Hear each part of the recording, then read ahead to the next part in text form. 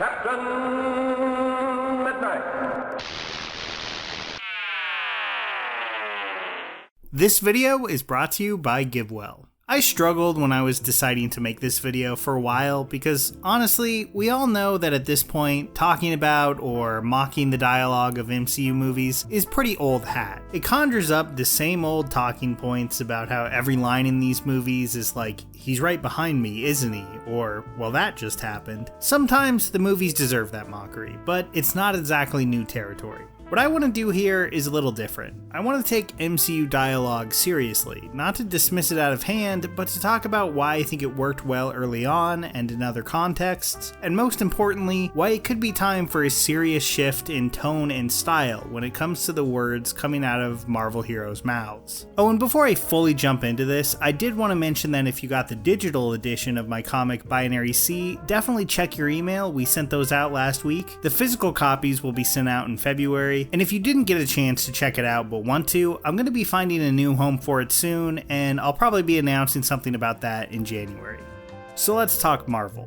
The quip-heavy comedic tone of the Marvel Cinematic Universe has, of course, been there from the very beginning. Iron Man was famously a heavily improvised movie, with director Jon Favreau and the actors reworking a pretty bare-bones script into something crackling with comedic energy. And I don't think there's any denying how fresh that felt in 2008. The looseness of the whole production made it feel like almost a combination of a big-budget superhero film and an Apatow-directed comedy, something we hadn't quite seen before, all held together by a career-defining movie star performance. But if Iron Man built the first level of the MCU house style, it was the Ultimate Comics of the early 2000s that provided its foundation.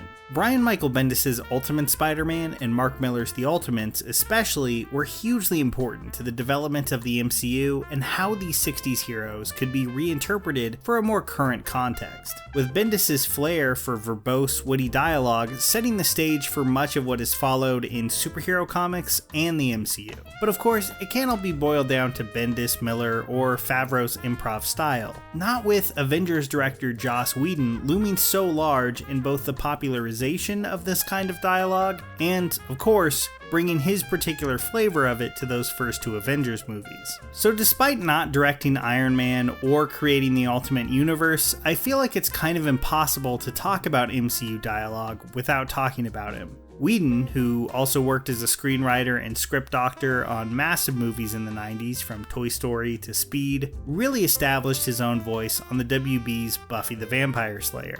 Now, okay, I don't want to make it sound like Whedon invented quippy dialogue. The 90s and early 2000s were very kind to hyper-verbose screenwriters, from Quentin Tarantino to Scream's Kevin Williamson, to even Buffy's fellow WB show Gilmore Girls, where showrunner Amy Sherman Palladino was heavily influenced by the fast-paced wit of 30s screwball romantic comedies. But his voice has had an unmistakable influence on a lot of TV, movies, and comics that have followed in his wake. And I should say here that I spent years obsessed with Buffy, Angel, and Firefly. I've watched them all at least 5 times all the way through, probably more for Firefly. I posted on Buffy message boards. Hell, I remember exactly where I was when I found out that Whedon was directing the Avengers. I was all in. And to be honest, I still love a lot of his work. Buffy's Surprise Innocence 2-parter, Angel's devastating series finale, Firefly's Out of Gas, this was all really foundational stuff for me, even as I can now recognize a lot more easily why some people find his style obnoxious. Now, public perception on Whedon's work has radically shifted in the past 10 years or so. Much of that is due to the man's own allegedly terrible conduct on his set for 2+ decades, but there's also the feeling that his style is now everywhere, that it has become the norm and thus incredibly stale. But something Whedon was able to do so effectively on his shows was keep the focus on the character drama and their emotions, while lampshading some of the more cliché or contrived genre story elements with knowing and subversive humor. Like, yeah, the villain may give the kind of speech we've heard these kind of characters give 1,000 times before, but then it would be undercut in a way that we didn't see coming. When Buffy's mentor Giles would give his usual spiel about the monster of the week, the magical details always went down a lot smoother, alongside a healthy dose of banter about the types of cliches that this show knew the audience would already be thinking about.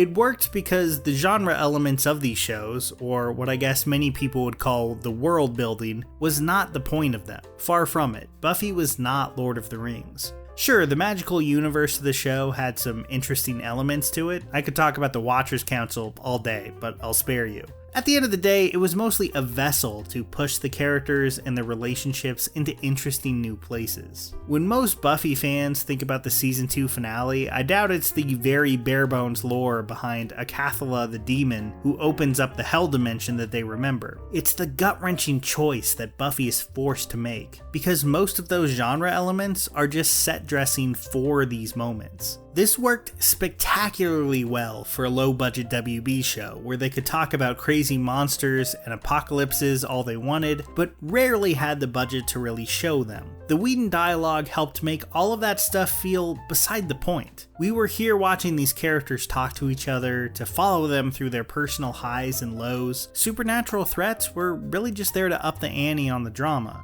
It was the perfect fit for that context. It can work pretty well for Marvel too, but I also think that approach tends to get old when applied across dozens of big budget, often spectacle driven movies. Especially when, with the possible exception of the Guardians films, these movies aren't really willing to tackle the same emotional range as those shows were. There's no Buffy's the body of MCU movies, because as a brand, it tends to play it a little safer than that. When you apply the same flippant tone to nearly every situation, and you're pairing that with playing things pretty safe narratively, these movies can end up feeling like they just have no stakes, and that none of these villains are a real threat. Everything can be handled with a smirk and a hint of irony. Now don't get me wrong, that can be fun, and it has obviously netted results, but it's also been taken to annoying extremes in movies like Love and Thunder, and has been the default tone for far too many projects overall.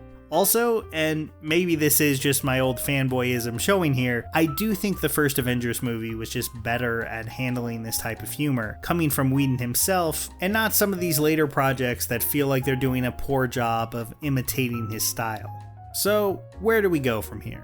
Well, recently I watched the new Godzilla -1, and honestly was blown away by it.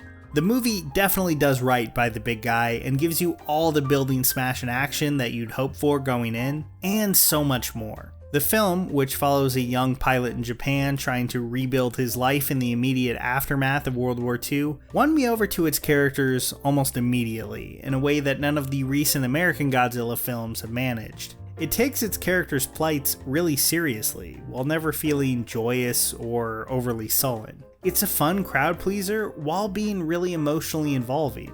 And though I do have my criticisms of the film, really one twist at the end, as a whole, I was legitimately thrilled by it. And I don't use that word lightly. I was on the edge of my seat in that third act, hanging on those characters' every victory and defeat. There was an earnestness to its storytelling that the MCU just lacks. Now don't get me wrong, I don't think that this tone would be right for every movie or even every Marvel movie. I don't have a problem with irony or undercutting a dramatic moment with a joke, far from it. But those things are tools, and like any tools, they're not fit for every job. Maybe that style of humor shouldn't be applied to nearly every movie or show that goes out the door. Like it's just a standard part of the MCU recipe that they always need to abide by.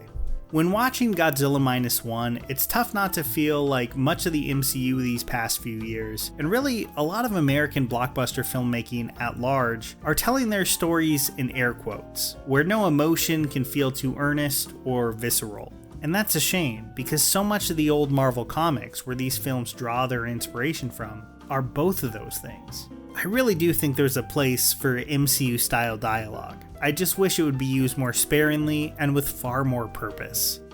So, there are over 1.5 million nonprofit organizations in the US and millions more around the world, and it can be really tough to know which ones can make the biggest impact with your donation. GiveWell was founded to help donors with that exact question. They pore over independent studies and charity data to help donors direct their funds to evidence-backed organizations that are saving and improving lives. GiveWell has now spent over 15 years researching charitable organizations and only directs funding to a few of the highest impact opportunities that they've found. Over 100,000 donors have used GiveWell to donate more than $1 billion. Rigorous evidence suggests that these donations will save over 150,000 people and improve the lives of millions more. They want as many donors as possible to make informed decisions about high-impact giving. That's why you can find all their research and recommendations on their site for free. You can make tax-deductible donations to their recommended funds or charities, and GiveWell doesn't take a cut. I'd never really considered their approach before, honestly, and after looking into it, I was really struck by just how important of a resource it is. If you've never donated to GiveWell's recommended charities before, you can have your donation matched up to $100 before the end of the year or as long as matching funds last. To claim your match, go to givewell.org, pick YouTube, and enter Captain Midnight at checkout. Just make sure they know you heard about GiveWell from this channel to get your donation matched. Again, that's givewell.org to donate and find out more. Here's a special tip for the fellas and girls who have not already joined Captain Midnight's new 1940 Flight Patrol. You'd better hurry up and join at once because there's a big adventure ahead. The thing to do now is to get started because we're going to have not only barrels of fun, but loads of free gifts and prizes too.